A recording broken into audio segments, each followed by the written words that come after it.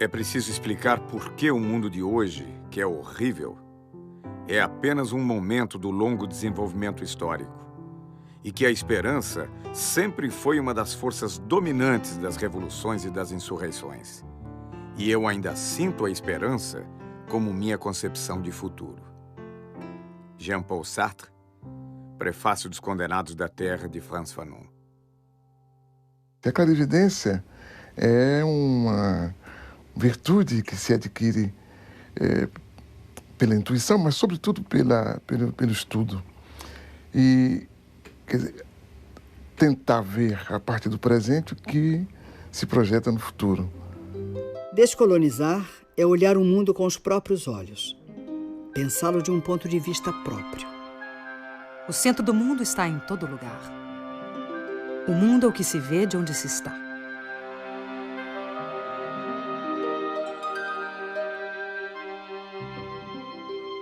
O olhar sobre a primeira globalização vem das viagens de descobrimento e conquista. Os imensos territórios conquistados não estavam desocupados. Em apenas um século, entre 1500 e 1600, dos 80 milhões de nativos existentes na América pré-colombiana, 70 milhões foram exterminados. 2.000 línguas desapareceram com eles. Tupis, quechuas, mapuches tiveram seus territórios ocupados e demarcados arbitrariamente, ignorando-se povos, culturas, línguas, religiões, para facilitar a dominação e o saque de suas riquezas. Os 10 milhões de africanos transplantados para o Brasil, depois de séculos de escravidão nas plantações de cana, de café e nos garimpos das Minas Gerais, ficaram abandonados à própria sorte. A primeira globalização do colonialismo se caracterizou pela ocupação territorial. A segunda globalização começa no fim do século XX, marcada pela fragmentação dos territórios.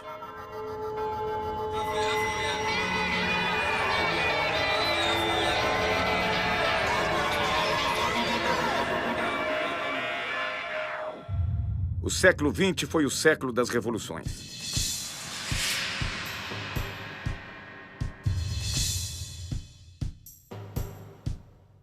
As revoluções tecnológicas transformam as novas conquistas em sonhos de um mundo melhor.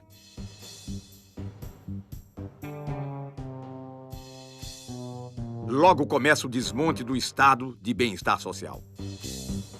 O humanismo, como motor do desenvolvimento e do progresso, é substituído pelo modelo do consumo voraz. O consumo que é hoje o grande fundamentalismo. Esse, sim, é que é o grande fundamentalismo. As técnicas são implantadas nas sociedades e nos territórios a partir de uma política. Hoje, a política das empresas globais. Amanhã, a partir da política dos Estados impulsionados pelas nações.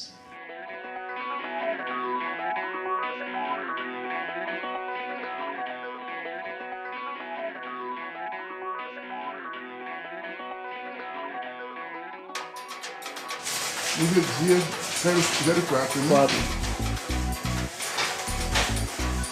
Eu nunca pensei que ia chegar lá, entendeu?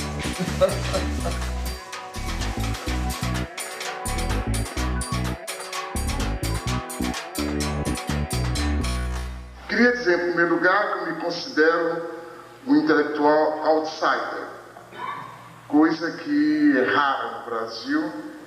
Não pertenço a nenhum partido, não pertenço a nenhum grupo, inclusive grupo de intelectuais, não respondo a nenhum credo, não participo de qualquer militância. É difícil ser um intelectual negro no Brasil? Eu creio que é difícil ser negro e é difícil ser intelectual no Brasil.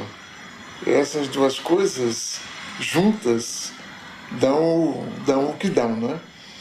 É difícil ser negro porque, fora das situações de evidência, o cotidiano é muito pesado para os negros. É difícil ser intelectual porque não faz parte da cultura nacional ouvir tranquilamente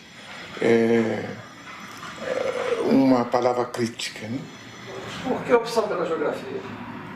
Eu acho que foi a opção pelo movimento.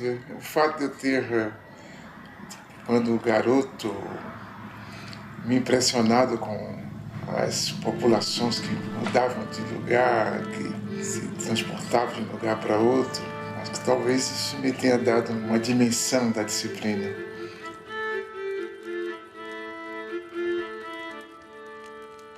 E o meu gosto pela história, sobretudo pela história do presente, me levou também a valorizar todo o processo contraditório.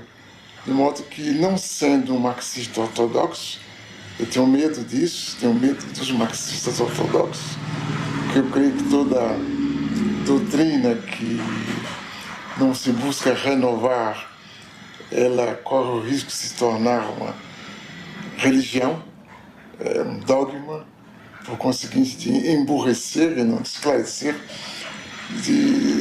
Desse modo, eu me considero um marxista, ou se quiser, um marxizante. Ainda hoje? Ainda hoje, sobretudo hoje, porque com a globalização, o que sobrou do socialismo, fundado em realidades profundas, como no caso da China, por exemplo, e o mundo ocidental, que nós aprendemos mais a conhecer e a analisar e a interpretar, se tornou todo ele capitalista. Então, se tudo se torna capitalista, obrigatoriamente a contradição se instala, né?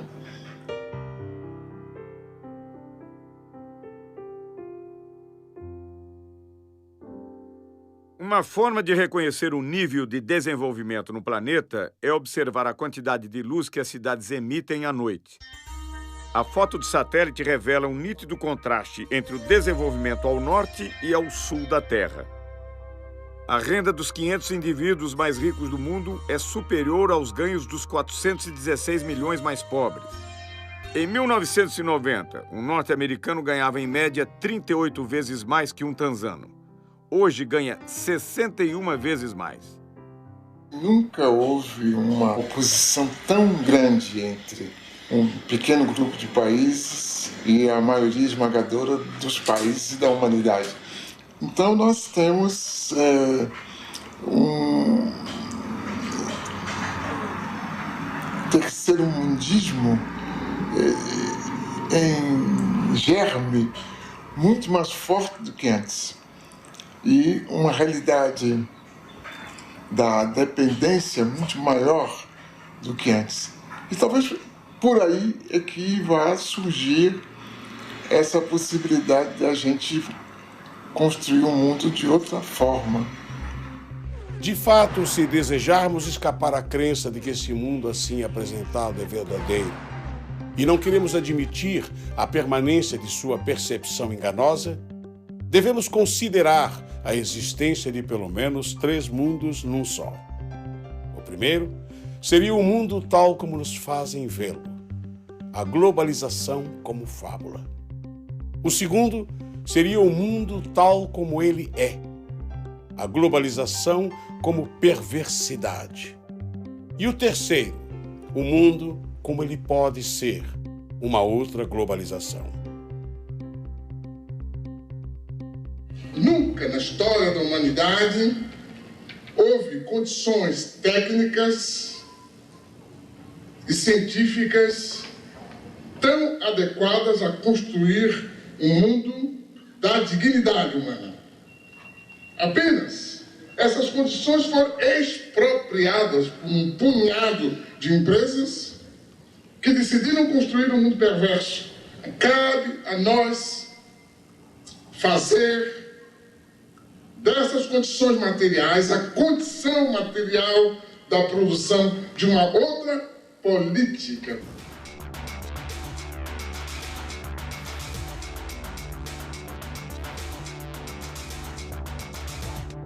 Em 1989, uma reunião organizada pelo Instituto Internacional de Economia, em Washington, propôs reformas para que os países da América Latina retomassem a trilha do crescimento e do desenvolvimento.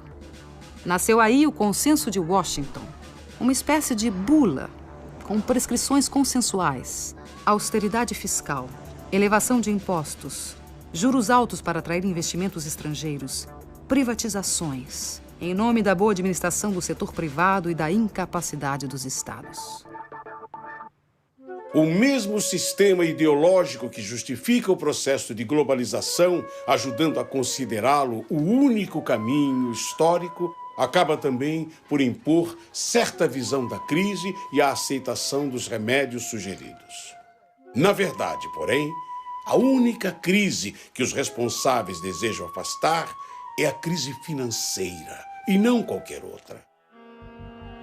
O Consenso de Washington representou para a América Latina um fruto envenenado. No Equador, país com 25% de índios e 55% de mestiços, o movimento indígena Pachacuti comanda a revolta. A crise se torna aguda com os programas de privatizações e extinção de serviços estatais.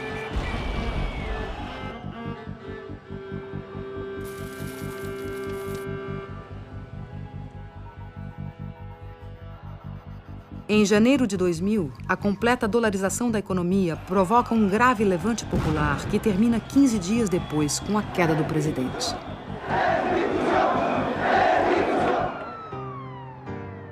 Ainda em 2000, na Bolívia, o governo pressionado pelo FMI e pelo Banco Mundial privatizou a água potável na região de Cochabamba. A resposta popular de uma sociedade formada por 70% de índios e mestiços explodiu em gigantescas rebeliões comandadas por movimentos sociais autônomos.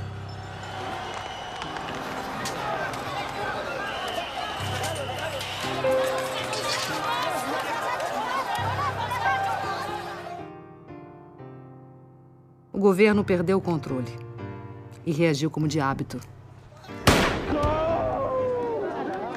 A morte de um jovem comoveu o país.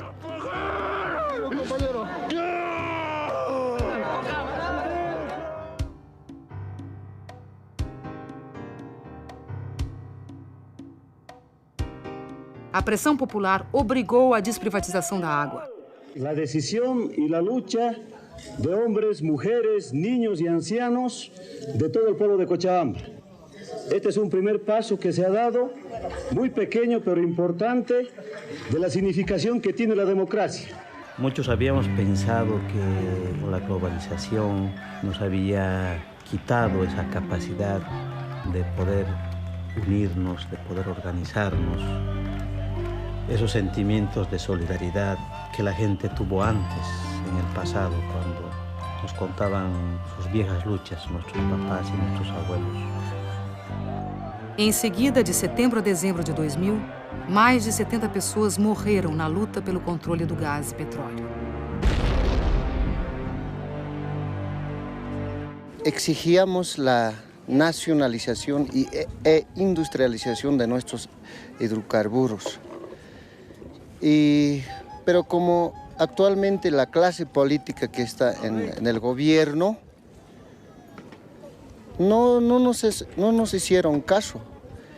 De inmediatamente ellos se juegan con el pueblo y todas las leyes y las decisiones que toman en el Parlamento siempre están en contra de los pobres. Nosotros tenemos un lema. Ese lema es el alto de pie, nunca de rodillas. Mira, el kilo de 10 kilos aquí nos está vendiendo a 25 bolivianos y allá a 60 centavos de dólar dice que venden en bruto. Y eso no es justo, señorita periodista, que nos haga de esta manera. Más al contrario, deberíamos de tener nosotros el gas a bajo precio para los bolivianos y para los extranjeros. Hubiese sido en un precio más alto, tal vez así. Pero ni aún así no estamos conformes. No. Aquí queremos que se nacionalice y que se nacionalice. Eso es lo que queremos nosotros. A economia da Argentina foi destruída pela política da ditadura militar e destroçada pelos experimentos do neoliberalismo. Antes la competencia era insuficiente. Teníamos productos buenos, pero muchas veces el consumidor debía conformarse con lo que había sin poder comparar. Ahora tiene para elegir, además de los productos nacionales, los importados. As privatizações e a abertura da economia levaram a uma quebradeira total no país. Fábricas fecharam. Empreendimentos foram abandonados. Trabalhadores converteram-se em cartoneiros catadores de papel.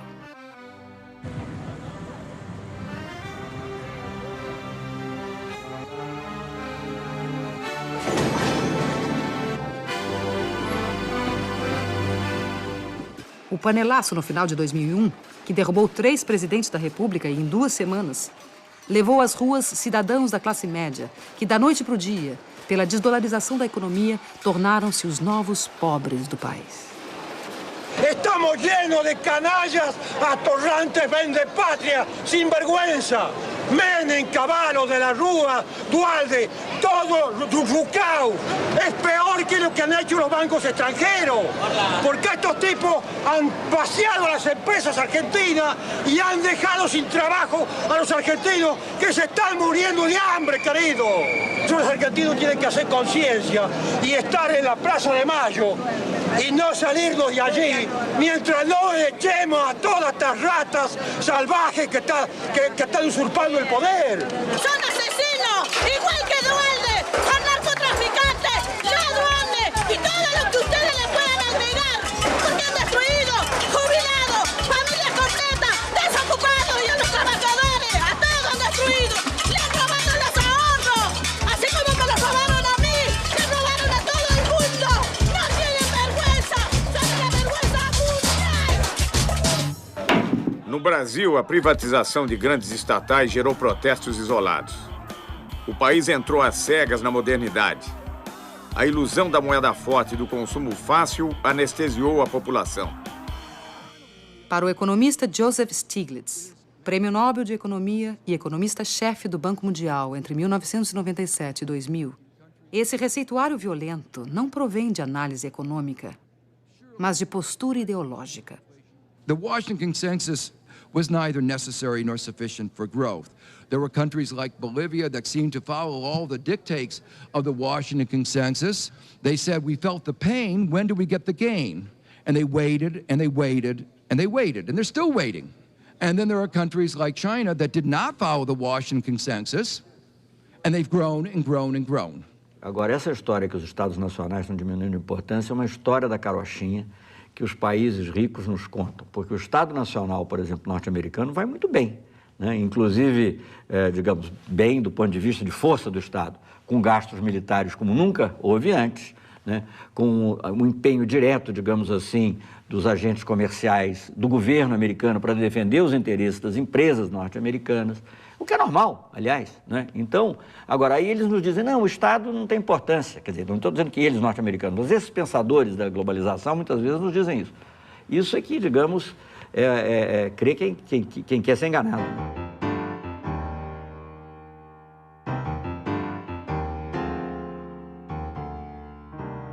O que nós estamos estudando aqui é, sobretudo, essa relação entre globalização, isto é, o grande dinheiro, a grande informação e o território. O território como matriz da vida social, econômica e política. A Boeing, maior montadora de aviões do mundo, é bom exemplo do fornecimento em rede planetária. O modelo 777 recebe componentes de 322 fornecedores em 38 países. E suas 3 milhões de peças, do rebite à turbina, são fabricados por 1.700 intermediários em 37 nações.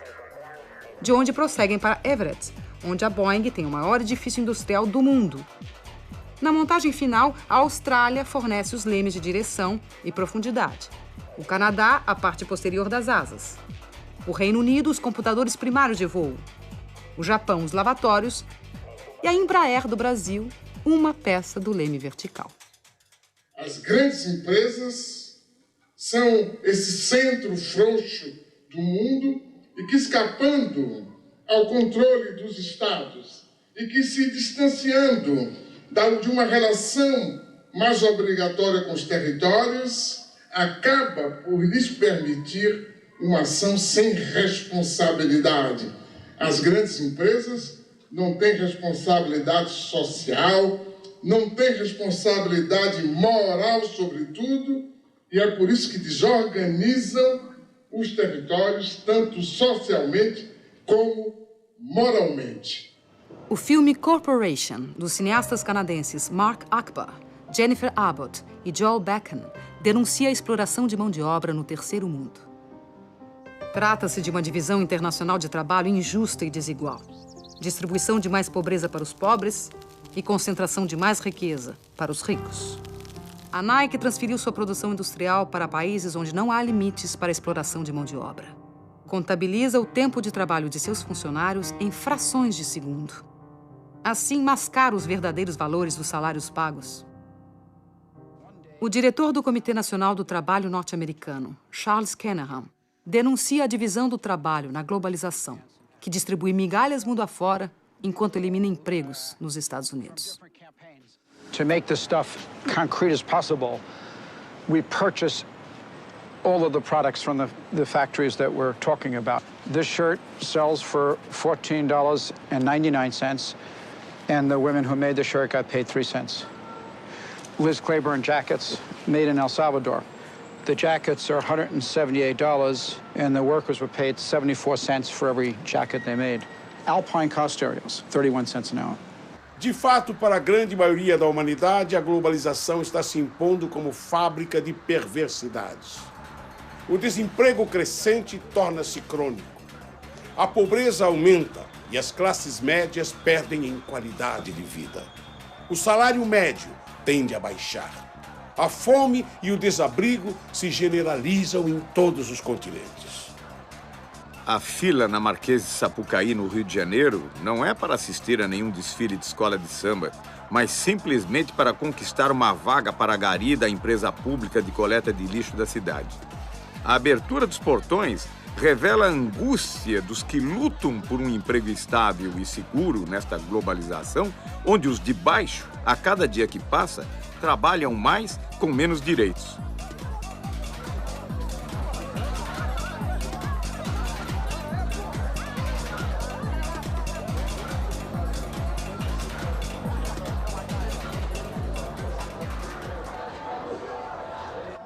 O desemprego aparece já como uma coisa normal. Os arautos da globalização e o aparelho de Estado explicam que o desemprego é uma condição para chegarmos a mais globalização. Por conseguinte, soframos. Aumentam também o número de pobres. Há mais 600 milhões de pobres hoje do que em 1960. 1,5 bilhão de pessoas ganham menos de $1 por dia. E diante disso, a pobreza é tratada com naturalidade. Alô, amigo, alô, chefia. Seu futuro não pode ser decidido à revelia. Lembra daquele tempo em que seu salário ainda valia mais ou menos 50 anos, eu diria. Alô, amigo, alô, chefia. Seu futuro não pode ser decidido à revelia. Se o presente é omisso, aí fica difícil. Tem que botar a mão na massa, dar um jeito nisso. A humanidade se divide em 2 grupos. O grupo dos que não comem e o grupo dos que não dormem, com receio da revolta dos que não comem. Josué de Castro, em Geopolítica da Fome. A gente descobriu uma coisa importante, é que a gente produz muito mais comida do que pode comer. E tanto que na Europa, a comunidade europeia dá prêmio a quem deixa de produzir comida. E castiga quem produz mais do que as cotas estabelecidas. Quer dizer, a questão da fome não é a questão de produção de alimentos, é a questão de distribuição. Isso a gente viu quando de certas epidemias de fome na África e na Ásia, os Estados Unidos se recusando a dar ajuda alimentar se certas condições políticas não fossem preenchidas. No caso do próprio Brasil, se há uma parte da população que não come corretamente, Isso é culpa unicamente da forma como nós organizamos a sociedade. Não é que não haja alimento, não é que não se possa distribuir os alimentos. Apenas nós decidimos que alguns não devem comer, porque acaba por ser uma decisão que, se depois de tantos anos a gente aceita tranquilamente continuar discutindo a questão da fome, que me parece uma vergonha. A fome já não nos surpreende. Convivemos com ela cotidianamente, entorpecidos pela realidade que nos cerca. Caso o receituário do Banco Mundial seja seguido, teremos que aprender a conviver com a morte pela sede. There is a move right now to take over all the water resources worldwide. They are calling it, the transnational corporations are calling water blue gold. Hoje, mais de 1,5 bilhão de pessoas em todo o planeta não têm acesso à água. Mais de 3 bilhões de pessoas utilizam água sem tratamento, o que provoca diariamente a morte de 30 mil indivíduos no mundo. Nos últimos 10 anos, as transnacionais da água orquestram uma estratégia de controle do planeta. Empresas do setor têm suas ações fixadas em bolsas de valores dentro da lógica financeira, que nada tem a ver com a lógica da solidariedade.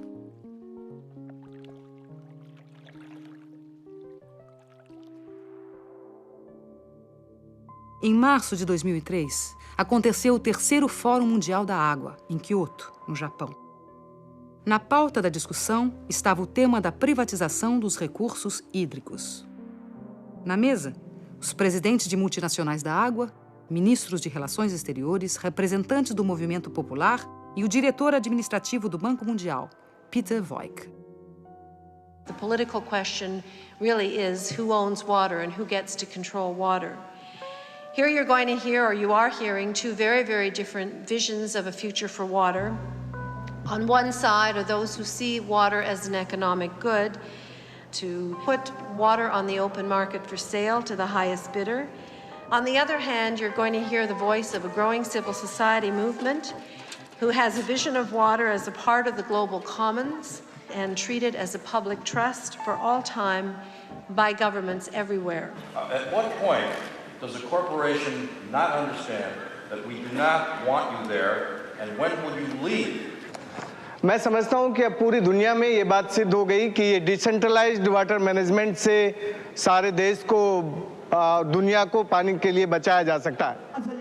Oscar Oliveira, o líder da rebelião em Cochabamba, na Bolívia, lança seu grito de advertência em Kyoto. Hace 3 años, después de 5 meses, más de medio millón de personas expulsaron a transnacional Bechtel porque quiso imponer un contrato de privatización totalmente al margen de la voluntad de la población. Varias de las transnacionales que están acá muchas veces manchan nuestra agua con sangre de los ciudadanos. No manchen más sus manos com sangre. Contra todas as evidências da injustiça, o representante do Banco Mundial insiste na política de privatização. Somebody has to pay for water, ladies and gentlemen. And I think we have come up with some practical choices. We haven't covered everything, as some of the speakers said. But in order to come up with the investments which are needed for the poor, and I agree 100% that we have to find ways of serving the poor in a way that they can afford the water. O tom ameaçador do discurso é contestado pelos representantes dos movimentos populares do mundo inteiro.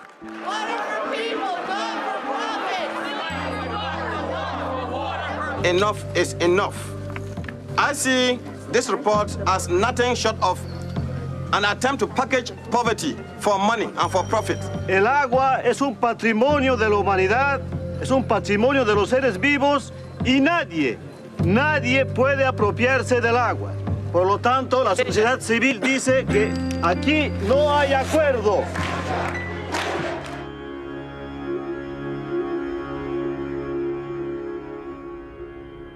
Os astronautas disseram que a única obra humana visível do espaço é a Grande Muralha da China. Esse dragão sinuoso de 23 séculos foi erguido contra as ameaças do deserto, os povos do norte árido, em busca das terras verdes do Império do Meio. O sonho comunista do internacionalismo proletário, incentivado pela Revolução Soviética de 1917, foi aos poucos substituído pelas barreiras construídas em torno da cortina de ferro. A mais célebre foi o Muro de Berlim, erguido em 1961 para separar a pureza do socialismo das desigualdades do capitalismo. Tinha como missão impedir que as pessoas fugissem do glacial paraíso socialista.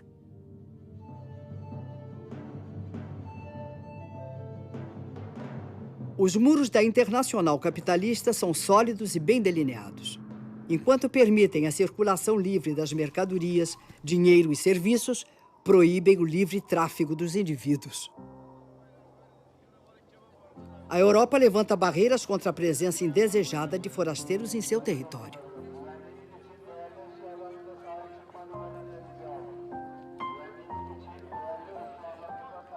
Refugiados frequentemente ficam no meio do caminho, sucumbindo de sede no deserto, afogados no Mediterrâneo, enquanto seus barcos precários naufragam. São ainda explorados pela máfia dos que os transportam clandestina e perigosamente. Os clandestinos são presos e recambiados para seus países. Os descendentes dos povos escravizados pelo colonialismo são excluídos do banquete da globalização. Qu'est-ce qui pousse ces gens, ces jeunes, vers l'Europe? Mais c'est que justement, il n'y a pas de solution. Si vous mettez les économies de ces pays à genoux, avec la complicité de dirigeants que vous avez vous-même installés au pouvoir, mais effectivement, les gens ne vont pas mourir comme ça sans tenter de réagir. Évidemment, une chose peut paraître bizarre. C'est, pour moi en tout cas, toute cette énergie que des jeunes Africains mettent pour aller vivre en Europe. Pourquoi ils ne la mettent pas pour rester chez eux et se battre contre des systèmes politiques corrompus? Nos Estados Unidos, saltar cercas, cruzar rios ou atravessar desertos para vencer os muros que separam a fome do emprego pode provocar muito mais que ferimentos. Podem representar a prisão ou a morte. Armas que mais parecem sair de filmes de ficção científica são utilizadas para impedir a imigração não desejada. As barreiras naturais, o Rio Grande, o deserto e a polícia de fronteira se encarregam do resto. O presidente da República dos Estados Unidos elogia a eficiência do controle de fronteiras para impedir a entrada de brasileiros. Thanks to our actions, Brazilian illegal immigration dropped by 90%. Este controle já custou muitas vidas dos que sonharam um dia fazer a América. Teríamos que recomeçar o debate da civilização, que a gente abandonou. A gente passou a debater o crescimento econômico, né?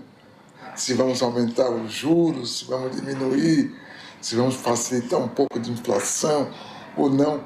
Mas a civilização na própria quase que não é objeto de discussão.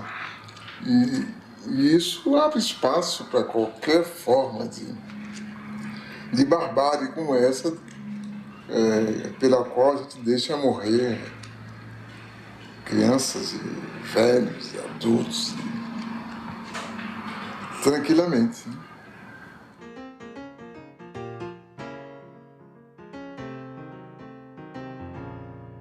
O que nós estamos vivendo hoje é que o homem deixou de ser o centro do mundo, né?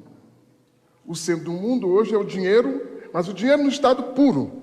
O dinheiro em estado puro só é o centro do mundo por causa dessa geopolítica que se instalou, proposta pelos economistas e imposta pela mídia.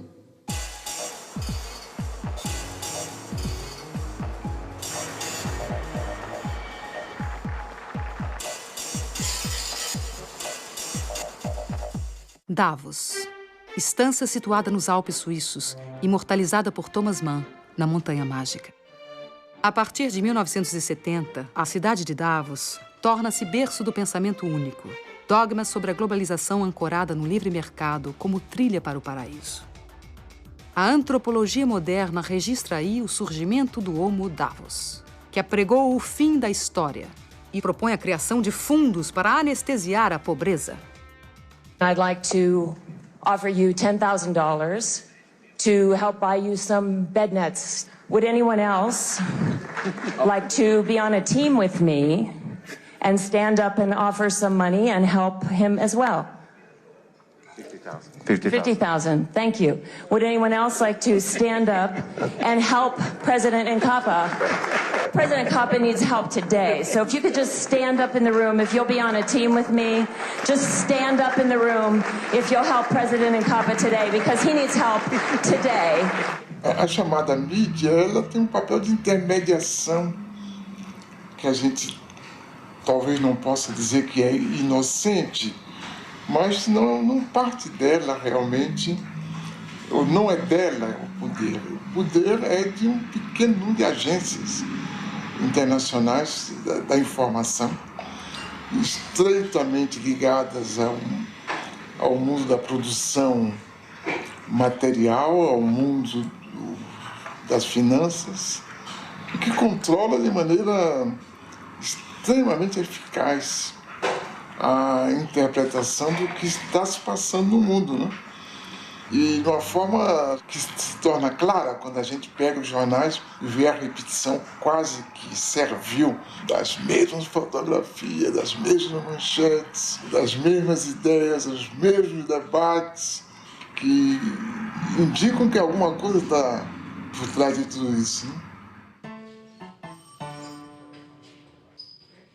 O redator de um importante jornal está fechando a edição do dia seguinte sem grandes notícias para compor a primeira página. Chega o fotógrafo e diz: Chefe, tenho a notícia e a foto. Um cachorro raivoso atacou a menininha de 7 anos e ninguém fez nada. Até que esse homem se lançou sobre o cachorro, agarrou pela garganta e matou. O editor exclama, maravilhado: Oh, este homem é um herói. Amanhã, todos poderão ler da primeira página.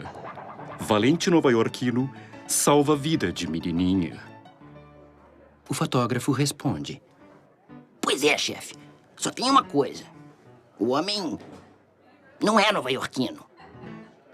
Oh, melhor. Será então... Valente americano salva a vida de uma menininha. O fotógrafo sem jeito diz: Bem, chefe, ele é árabe. No dia seguinte sai o jornal. Extra, extra! Terrorista árabe massacra de maneira selvagem cachorro americano de raça pura! Extra, extra! Como podemos, mesmo assim, admirar-nos de que ali e aqui estão em guerras e corra o sangue, já que a nova ordem mundial que se constrói é baseada numa competitividade sem limites morais. Não há produção excessiva de informação, mas de ruídos. Existem os fatos. As notícias são interpretações desses fatos.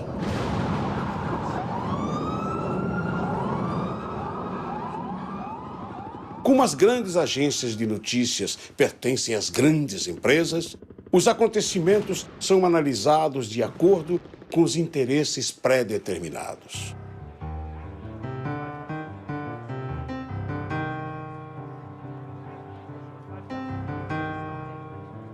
We're gonna bomb them over there.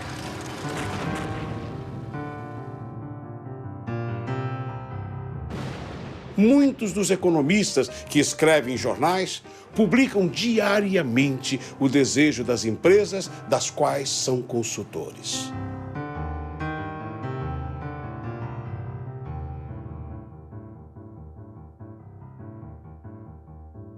A informação, o grande instrumento da grande finança, a informação, o grande instrumento do processo de globalitarismo, de produção de novas formas totalitárias de vida, mas que manejada por um pequenos grupos de forma inteligente, produz exatamente o efeito oposto.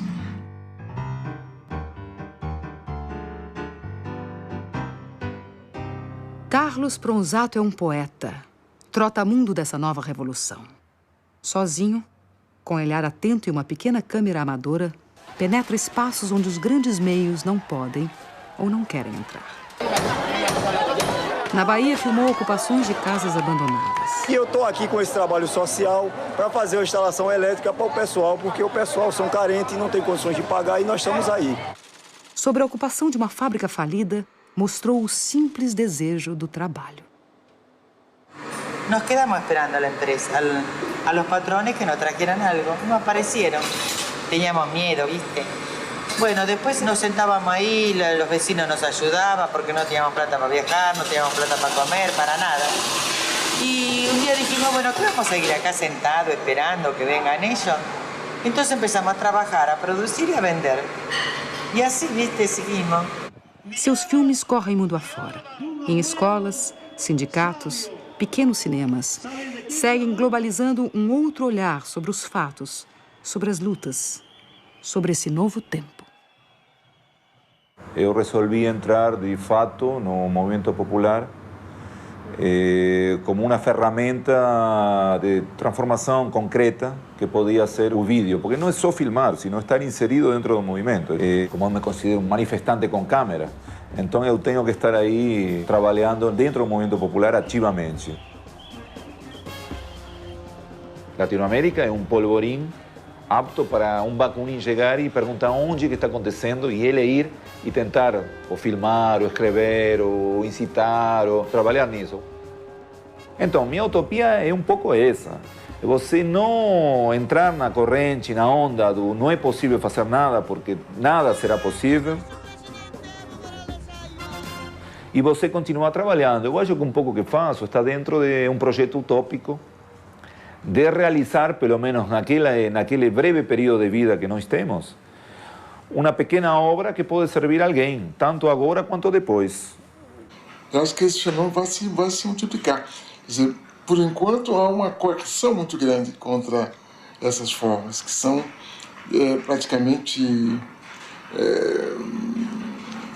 limitadas no seu elan renovador, pela falta de recursos financeiros, pela legislação que favorece a vida dos gigantes. Mas eu creio que, com uma demanda que vem de baixo e que é muito forte, é explosiva, a gente vai certamente daqui a pouco ter outra coisa.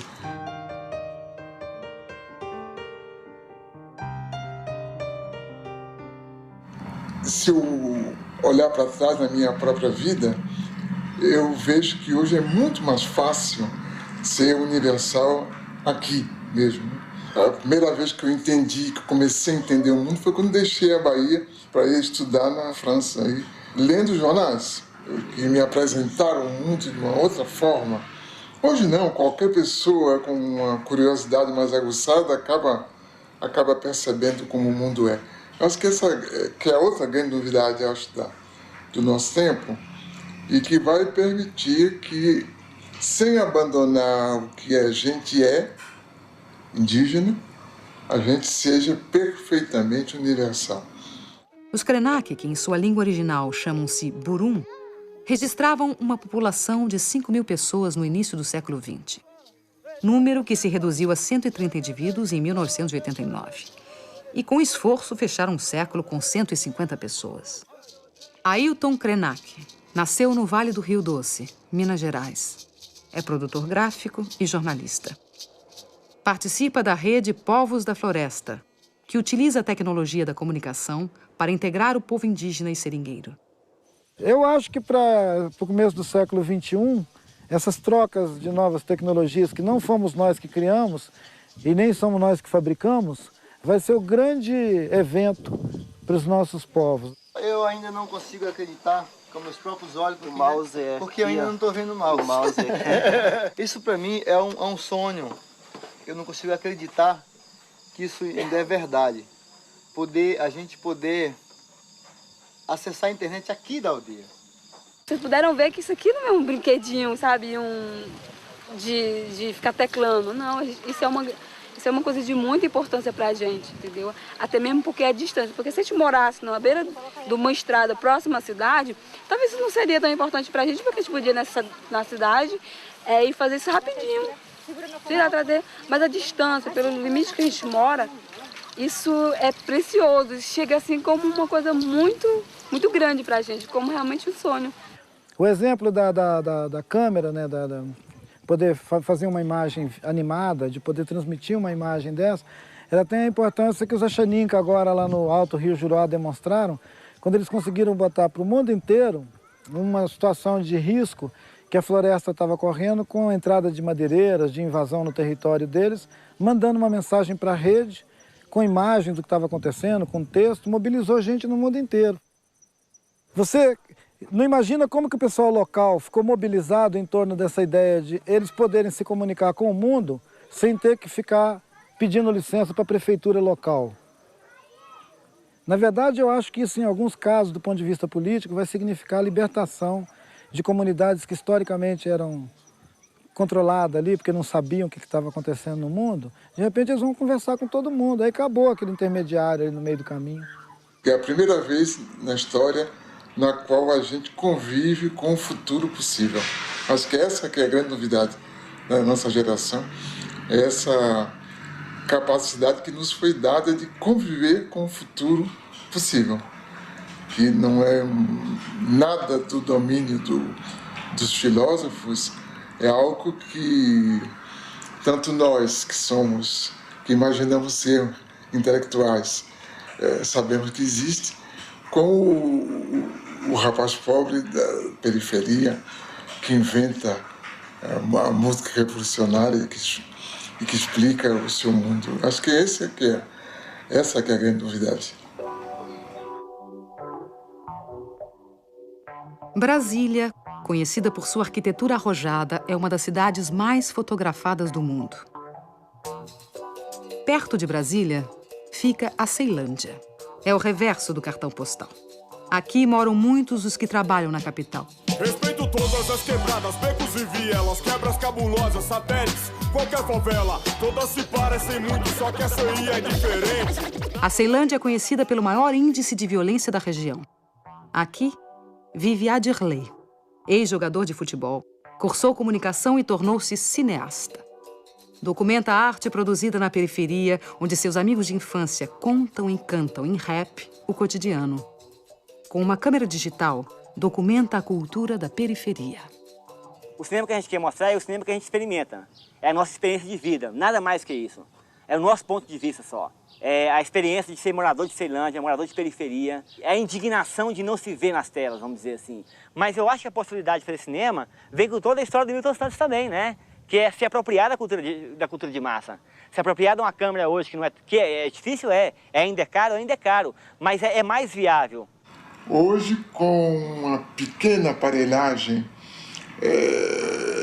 informática, eletrônica, com meios limitados, também se faz opinião, também se produzem coisas centrais na reelaboração da história. O ex... Sou negão careca da Ceilândia mesmo, e daí? Jamaica, o Marquinho, o Japão... Sou ceilandense, não sou brasileiro. Eles já fazem as bases dele no fundo de quintal aqui, numa casa como essa aqui. A gente se mirou nisso para iniciar esse processo de cinema. Então vamos tentar fazer também um cinema que tenha como exemplo o modo de produção do rap. Parceira subia mandando um recado. Aqui é foda, mas irmão, eu amo essa porra. Ceilândia Norte, resistência, velho, eu tô de boa. Eu curto música de preto, eu curto rap nacional, eu não curto black music. Black music quem curte é os playboy. Não, vou curtir uma black music porque é bonitinho. Agora se falar música de preto, não. Música de preto, não. Pô, que coisa feia. Porra, mãe, eu canto música de preto, meu filho. Fala black music. Até minha mãe que veio do Nordeste quer falar black music. Tá entendendo? Na nossa quebrada a parada é mais quente. Mais de 500 mil e pra eles somos lixo. Lutando pra sobreviver, tratados como bichos escrotos. Ratos de esgoto, vermes rastejantes. Cobras tipos peçonhentos, monstros repugnantes. Terra sem lei, Nova Babel, casa do caralho. Cu do mundo, baixa da égua. Foda-se o que dizem, véi. Ceilândia é minha quebra. Quebra. Até hoje, assim, dentro da cidade, tem muito preconceito com relação ao rap. Rap é música de bandido, é música de preto, é música de marginal, é música de desempregado. Esses caras sofreram pra caramba, cara. O Jamaica conta histórias assim que são geniais no sentido assim, do preconceito que ele sofria de ser um rapper. Olha os nomes dos lugares: Planeta dos Macacos, Caldeirão do Diabo, Vila do Cachorro Sentado. Velho. Onde só tinha bandido, velho. Pra eles só tinha bandido. Eu acho que o rap é um cara de periferia a dar identidade à periferia, a dar nome às pessoas e a contar as histórias da perspectiva deles. Então a gente também está se baseando, tentando fazer cinema nessa perspectiva. Que a ideia é ver dentro da cidade essas formas de solidariedade. E você tem a produção dentro da cidade de formas solidárias que têm expressão econômica e política. Né? Em contraposição com essa produção da violência. Eu acho que há uma multiplicidade de fenômenos de baixo que a gente não dá importância, que a gente dá mais importância chamada violência. Os jornais falam da violência dos bairros, tem bairros mal falados porque violentos. Olhares do Morro está por aí, a gente está olhando tudo o que acontece na comunidade. Mas as outras formas todas de manifestação, que são propriamente culturais, mas que não aparecem com essa aura de cultura que é reservada, digamos assim, a parcelas já privilegiadas que fazem cultura, os outros fazem outras coisas. A gente não admite dizer imediatamente que o que eles fazem é cultura, porque o que eles fazem é cultura e é política ao mesmo tempo, né?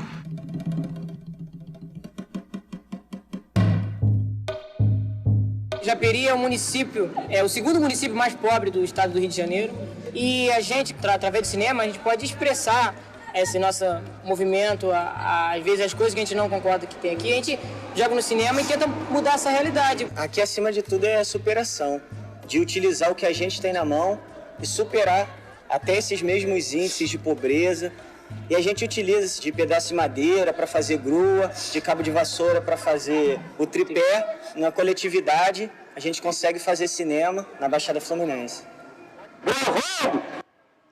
A gente partiu de uma necessidade de um resgate da memória e do folclore daqui do município de Japeri. E utilizando numa ficção, que é o marido chegando em casa bêbado e dando satisfação para sua esposa porque chegou bêbado.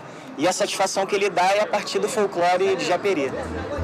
Há a possibilidade cada vez mais frequente de uma revanche da cultura popular sobre a cultura de massa, quando, por exemplo, ela se difunde mediante o uso de instrumentos que, na origem, são próprios da cultura de massas. Eu sou lobibicha! Sai! Em pleno século XXI, mas eu não acredito em lobisomem! Sai pra lá! Nesse caso, a cultura popular exerce sua qualidade de discurso dos de baixo, pondo em relevo o cotidiano dos pobres, das minorias, dos excluídos, por meio da exaltação da vida de todos os dias.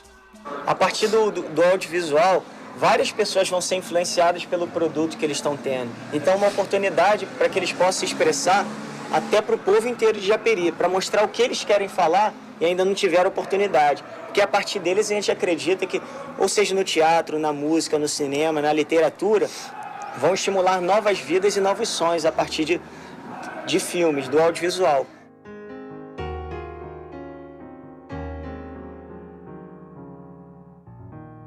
Eu estou seguro de que o período tecnológico da história do homem está terminando. E estamos entrando num período que eu chamaria de demográfico. Tenho medo de usar a palavra popular, porque isso poderia acarretar a destruição prematura da ideia. Os atores que vão mudar a história são os atores de baixo. Então, eles vão agir de baixo para cima. Os pobres em cada país, os países pobres dentro dos diversos continentes, os continentes pobres face aos continentes ricos. De tal forma, nós não vamos ter uma evolução sincronizada como essa, digamos assim, do processo de globalização. Haverá explosões aqui e ali, em momentos diferentes, mas que serão impossíveis de conter. Vamos tudo queimar isso tudo, senão o Estado não ouve a gente. Eu acho que quando a gente abre um jornal, olha a televisão, se a gente pode interpretar o que está por trás de tudo isso, a gente já vê que são outras formas de explosão ligadas à religião. Por exemplo, essas religiões aguerridas, como os muçulmanos, né? Que têm uma formidável força intelectual e moral também nisso, face à nossa civilização greco-ocidental. Esse combate silencioso que é feito, por exemplo, por esse 1 bilhão e 100 milhões de pessoas na Índia, cuja formidável preocupação é a produção do conhecimento, e que a gente nem sabe direito que eles têm essa religião do conhecimento, né? Que eles utilizam em benefício da sua própria nação. Essa outra coisa extraordinária que é a China, né? Que a gente imagina que está se tornando capitalista, mas que na realidade está usando ao seu modo os instrumentos que o nosso tempo oferece. Acho que todas essas formidáveis mudanças é que vão garantir essa produção de um mundo novo. Nos últimos 25 anos, a economia da China, país de 1 bilhão e 300 milhões de habitantes, vem crescendo a uma média de 9% ao ano. A China combinou o planejamento de Estado com mecanismos de mercado. Atraiu capitais externos e novas tecnologias. Essa reviravolta é resultado de pesados investimentos em técnicos e pesquisadores. Existem no país mais de 1.000 universidades. Formam-se por ano 450 mil engenheiros, 50 mil mestres e 8 mil doutores. O governo incentivou a industrialização rural e a multiplicação das pequenas e médias empresas no campo.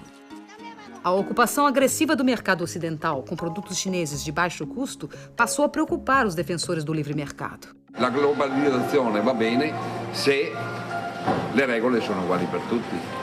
Questo è un problema. A adoção da propriedade privada, os baixos salários aceitos para atrair as transnacionais, os altos índices de poluição, demonstram o quanto a China se dispôs a abrir mão de seu projeto ideológico em troca do desenvolvimento econômico.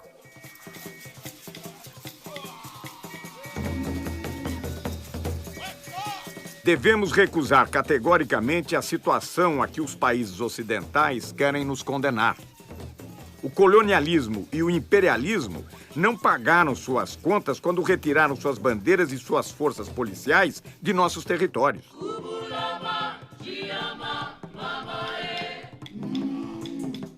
Durante séculos, os capitalistas estrangeiros se conduziram no mundo subdesenvolvido como verdadeiros criminosos.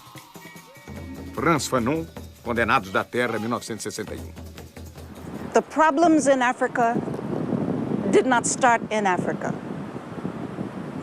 Those problems are caused from people outside Africa coming in, doing this, doing that, setting one group against another group so that they can fight. And while they are fighting, these outsiders are coming in, taking over. You bring in guns. You give them to one group. You make them really hate this other group. So they start fighting, killing each other. Now, after the fighting and the slaughter really gets started, they come in as peacemakers. Africa is still the richest continent on the face of this earth. And yet, look at the suffering. These children are among thousands forced to work in gold mines in Niger, one of the African countries neighboring Benin. Conditions are appalling, the physical risks enormous. but activists say it's just the tip of an iceberg. It's an issue that has now received some international attention. Tragically, it won't be enough to stop the traffic in child slaves. Quand on écoute les gens, on a parfois l'impression que vraiment le monde, le fameux village planétaire, est un endroit où tout se passe bien partout. Hein? Les sociétés sont prospères, il y a la justice, les droits sont respectés, il n'y a pas de corruption, il n'y a rien, sauf en Afrique. On a l'impression que tout est très bien partout, sauf sur le continent africain. Moi, je trouve ça bien drôle quand même. Je trouve ça extrêmement bizarre, cette façon de raisonner. Je crois que le monde entier ne s'est jamais porté aussi mal. On est bien conscient des mécanismes politiques qui sont à l'origine de nos difficultés sur le continent. Il me semble qu'un pays comme le Brésil doit quand même bien comprendre cela. Le public brésilien, après tout, il n'y a pas très longtemps, en Amérique latine, c'était la CIA qui installait les gouvernements, qui décidait du cours politique et économique dans les sociétés d'Amérique latine, dans les moindres détails. Eh bien, nous, ça revient d'ailleurs à la première question, nous ne sommes pas encore sortis de cette situation. Tú decías cuál va a ser el destino de América Latina. Yo no lo sé, pero sé cuál es el desafío. El desafío es, ¿vamos a convertirnos en la triste caricatura del norte? ¿Vamos a ser como ellos? ¿A repetir los horrores de la sociedad de consumo que está devorando el planeta? ¿Vamos a ser violentos? ¿Vamos a creer que estamos condenados a la guerra incesante? ¿O vamos a generar otro mundo diferente? Vamos a ofrecer al mundo un mundo diferente. Que yo creo que ese es el desafío que tenemos planteado. Hoy por hoy somos, la verdad, caricaturas bastante tristes de modos de vida que se nos imponen desde afuera.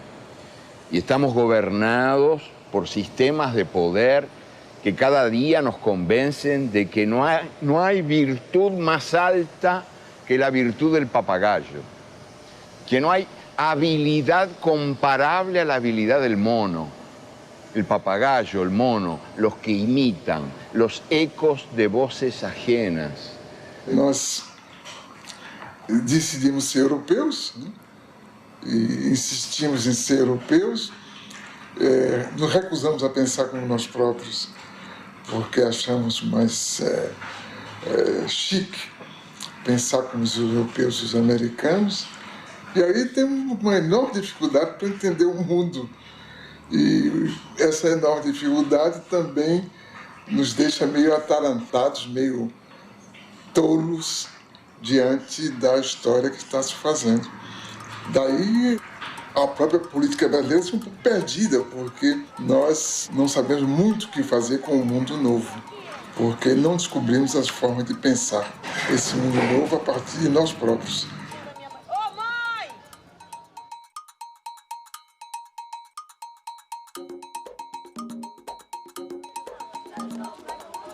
Eles vêm do mundo do Sul, de uma comunidade pobre, moradias precárias.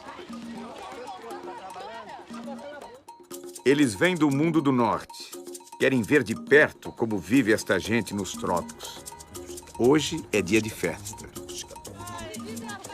Essas pessoas vão para um passeio organizado num dos mais movimentados shoppings da zona sul do Rio de Janeiro. Passeio de bacana. Dia de festa. São os suspeitos de sempre. Vocês estão indo pra onde?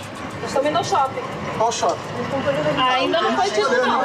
O que a gente escolher, a gente vai lá. A gente vai passear só no shopping. Vamos comer um pãozinho com uma mortadela no shopping.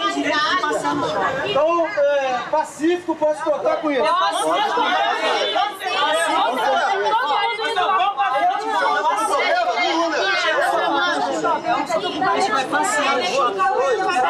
A presença da câmera de televisão serve de salvo-conduto.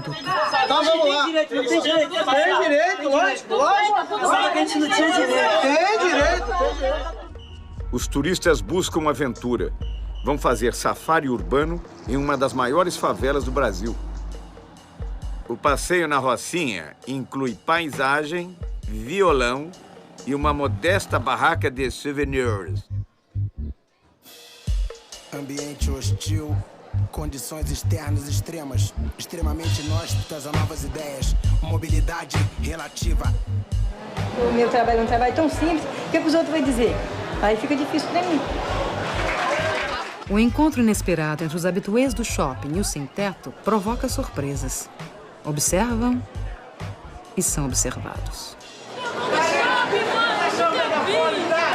Muito bom! Uns perdidos, outros também perdidos. Os turistas penetram nas casas alheias, passeiam por becos e ruelas. Encontram mais riqueza nas vidas do que nos objetos. A variedade de brinquedos desperta o desejo nas crianças. Os meninos se divertem como pequenos Ayrton Sennas neste mundo onírico e inacessível. A senhora sonha com uma joia rara. A moça com calça justa. O rapaz veste um elegante robe de chambre. Outro protesta contra o preço dos produtos. Ô, maluco, tu trabalha na loja. Quanto tempo você trabalha para comprar uma calça dessa? São solidários. Dividem entre si o pão com mortadela, enquanto dividem a mesa com os outros frequentadores.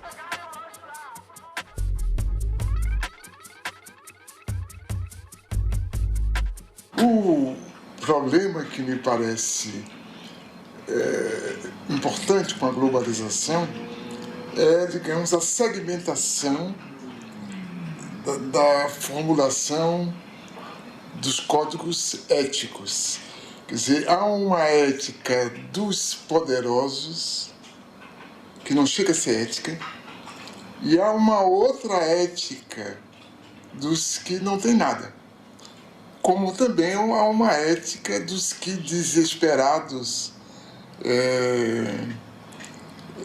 tomam o caminho do que a gente chama de violência, né? Eu creio que essa outra ética,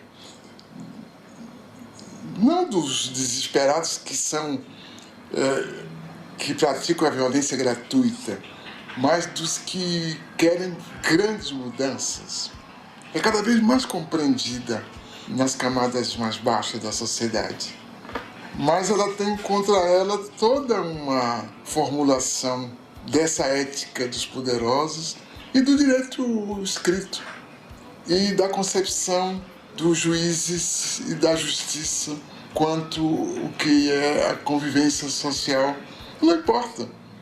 O que importa é que a mudança tem uma base histórica muito forte e ela está ganhando as suas formas de ação, que são inovadoras, são formas de ação surpresivas, formas de ação eficazes, e alguns de nós decidimos apoiá-los, apesar da nossa herança dessa ética que envelhece por incapaz de atender o interesse da maioria. Há essa busca também de melhoria de condição de vida, do sem-teto, do sem-trabalho. Eu acho que isso é a maior coisa que você tem para ter para deixar para os seus filhos, é uma moradia, porque o resto, você lutando, você consegue. Mas você tem um lugar para você voltar, repousar do seu trabalho, é um teto. E se você não tem nada. Você não tem endereço, você não é ninguém. Vergonha! É pai de família! Chega em casa e seu filho não tem comida porque ele pagou o aluguel! Isso é vergonha!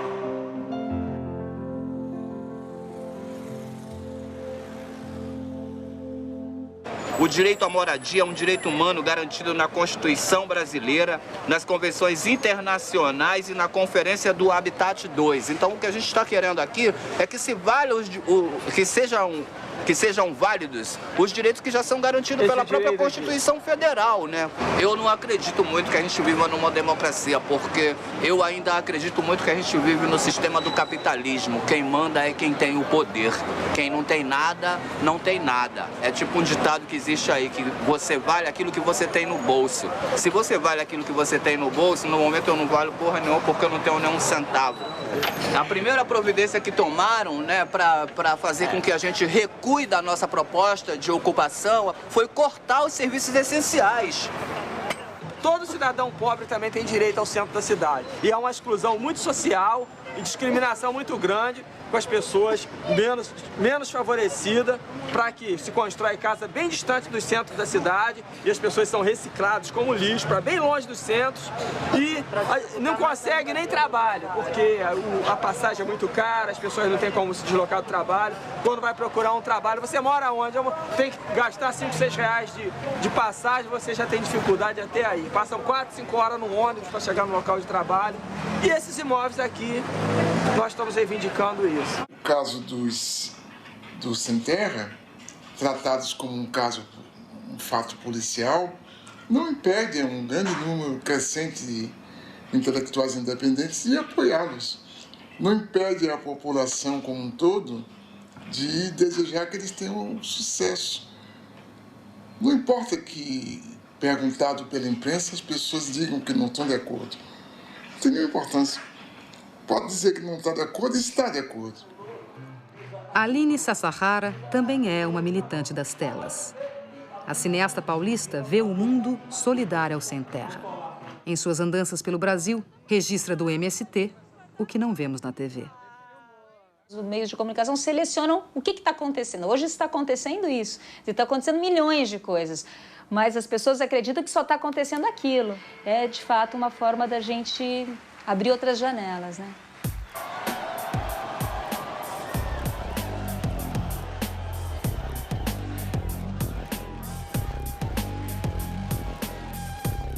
A Escola Nacional Florestan Fernandes, construída pelos próprios trabalhadores do MST, é a primeira universidade popular do Brasil, feita para capacitar os camponeses e seus filhos e prepará-los para um modelo de desenvolvimento solidário.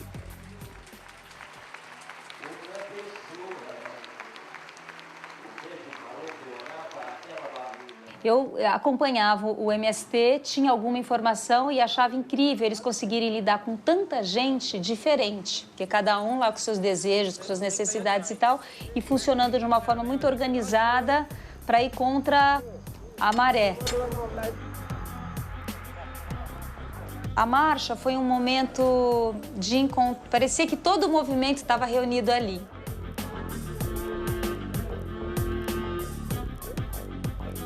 Ela é um símbolo muito bem acabado da organização e da solidariedade dentro do movimento. Então, você imagina, todos os dias você reunir pessoas, assim, de várias idades e de vários lugares, naquele horário cedinho para marchar, e, enfim, foi uma experiência riquíssima. Eu creio que está se passando alguma coisa de muito profundo, uma espécie de vulcão que está aí crepitando, e que a gente não tem as antenas para perceber.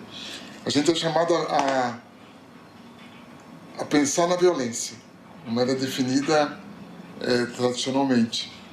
Mas a gente não entende, não compreende, não domina o mecanismo intelectual dessas formas novas de solidariedade e de reivindicação. Porque o Brasil jamais teve cidadãos. Nós, a classe média, não queremos direitos, nós queremos privilégios. E os pobres não têm direito. Não há, pois, cidadania neste país. Nunca houve.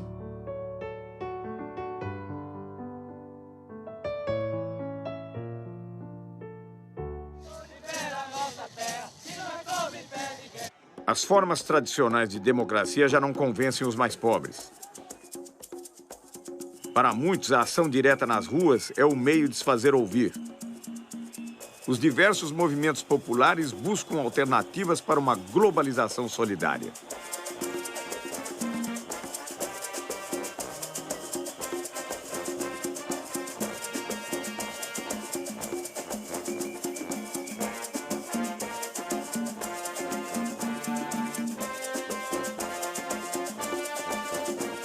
Não sei se é bom ou ruim que haja um déficit de organização, porque toda forma de organização é também uma forma de constrangimento na produção de comportamentos completamente livres. Talvez, nesse primeiro momento, não seja ruim essa desorganização se ela for acompanhada da parte dos intelectuais, da produção, da compreensão das condições nas quais estamos vivendo.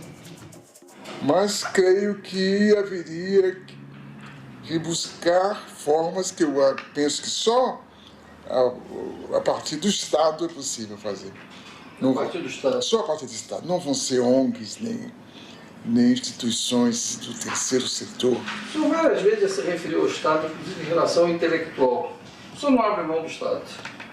Eu creio que o Estado é indispensável porque as entidades chamadas terceiro setor, primeiro, elas não são abarcativas, elas não podem cuidar do conjunto das pessoas que precisam de cuidados. Segundo, elas acabam obrigadas a cuidar melhor de certos setores e não de outros setores. Enquanto que o Estado, através do exercício da política, a tendência dele é cuidar de todas as pessoas. Quer dizer, essa produção democrática, realmente democrática, que as ONGs ou o terceiro setor não podem, pela sua própria definição, cuidar, porque tem as limitações de sua origem, do seu financiamento, dos seus objetivos. Então o Estado se torna algo cada vez mais indispensável, porque as fontes criadoras de diferença, de desigualdade, são muito mais fortes do que no passado. Então, para desmanchar essas diferenças, para reduzir essas desigualdades, é necessário um Estado que intervenha, um Estado socializante, por conseguinte. Tudo se discute neste mundo, menos uma única coisa que não se discute. Não se discute a democracia. A democracia está aí como se fosse uma espécie de santa de altar, de quem já não se esperam milagres, mas que está aí como uma referência, a democracia. E não se repara que a democracia em que vivemos é uma democracia sequestrada, condicionada, amputada, porque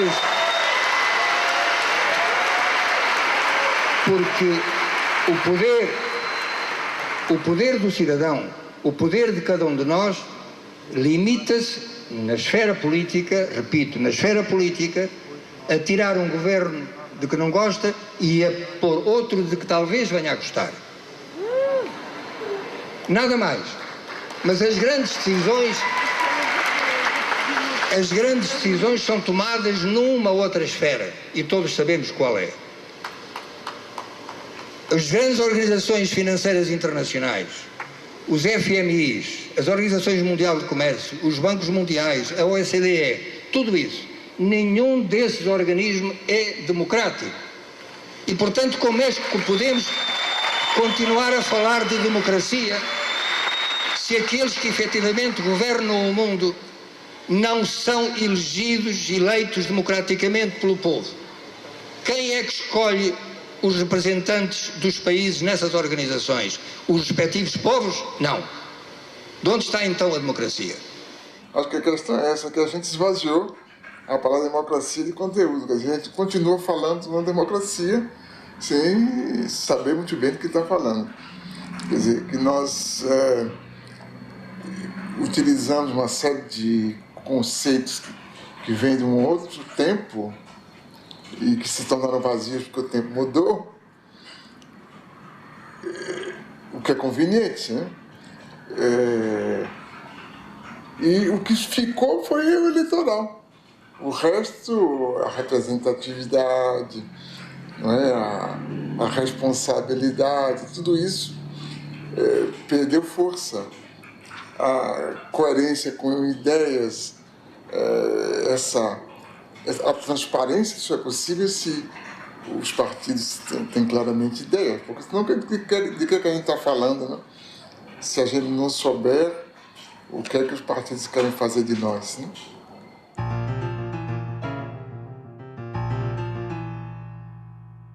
Nós reclamamos contra os totalitarismos, né? O fascismo, o nazismo, e caímos noutras formas de totalitarismo, essa atual, né? Onde nos é exigido um comportamento standard, onde para ser eficaz tem que seguir o mesmo modelo, uma mesma bula, onde os caminhos parecem ser marcados de forma rígida e todo escape é punido na primeira esquina. Então, acho que nunca houve um mundo que espalhasse que a liberdade é a forma suprema de vida e, ao mesmo tempo, suprimisse a verdadeira liberdade, porque essa carência de liberdade que compromete, inclusive, o exercício da cidadania, eu creio que é uma marca de nosso tempo que mais cedo ou mais tarde vai se mostrar insuportável, como os totalitarismos tiveram seus dias também contados, né?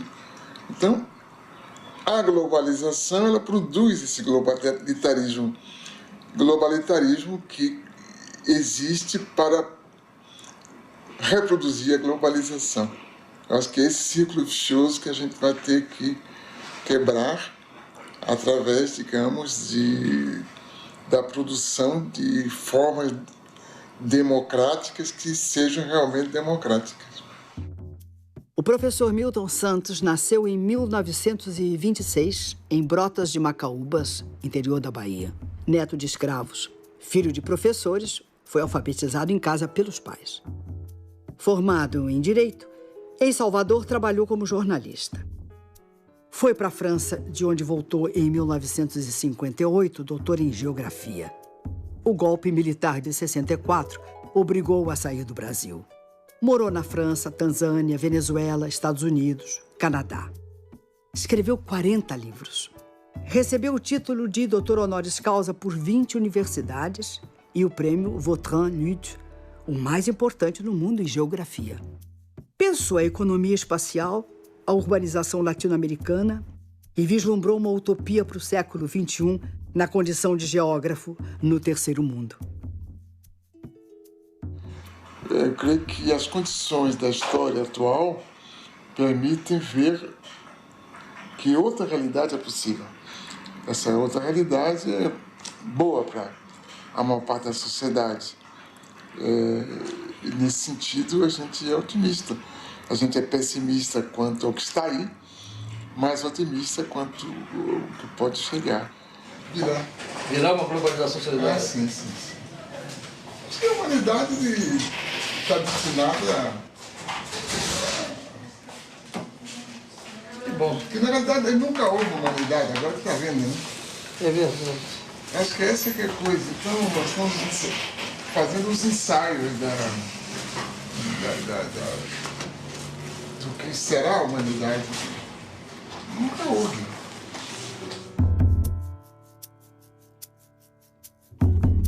Quando eu me encontrava preso na cela de uma cadeia, foi que eu vi pela primeira vez as tais fotografias em que apareces inteira, porém lá não estavas nua, e sim coberta de nuvens. Terra, terra, por mais distante, o errante navegante, quem jamais te esqueceria. Ninguém supõe a morena dentro da estrela azulada, na vertigem do cinema, mando um abraço pra ti, pequenina, como se eu fosse o saudoso poeta e fosses a Paraíba, terra, terra. Por mais distante, o errante navegante, quem jamais te esqueceria. Eu estou apaixonado por uma menina terra, signo do elemento terra, do mar se diz terra à vista. Terra para o pé firmeza, terra para a mão carícia. Outros astros lhe são guia. Terra, terra. Por mais distante, o errante navegante, quem jamais te esqueceria.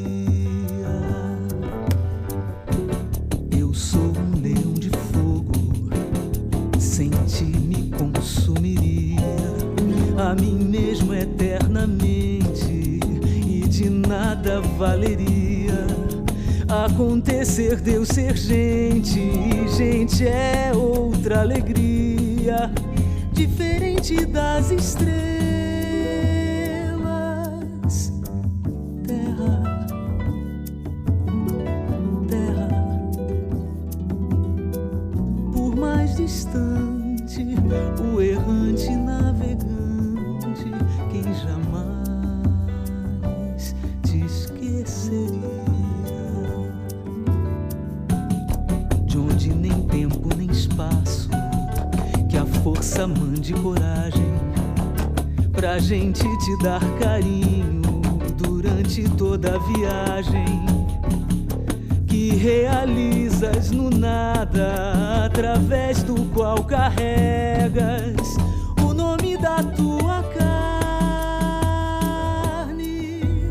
Terra, terra. Por mais distante, o errante navegante, que jamais te esqueceria. Nas sacadas dos sobrados da velha São Salvador, há lembranças de donzelas do tempo do imperador. Tudo, tudo na Bahia faz a gente querer bem